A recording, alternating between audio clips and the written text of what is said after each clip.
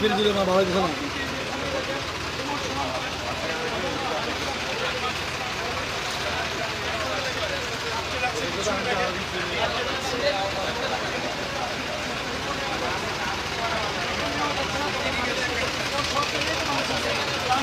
তারা এসব জায়গায় আশেপাশে দিয়ে আর সামনে যাচ্ছে না, অথচ আমাদের গন্তব্য এখান থেকে আমাদের গন্তব্য থেকে আরো 10 কিলোমিটার সামনে।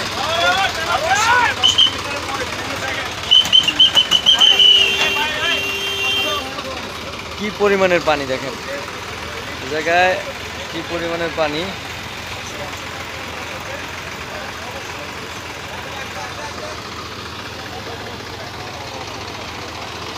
ট্রাক একটা দিয়ে টেনে নিয়ে যাওয়া হচ্ছে।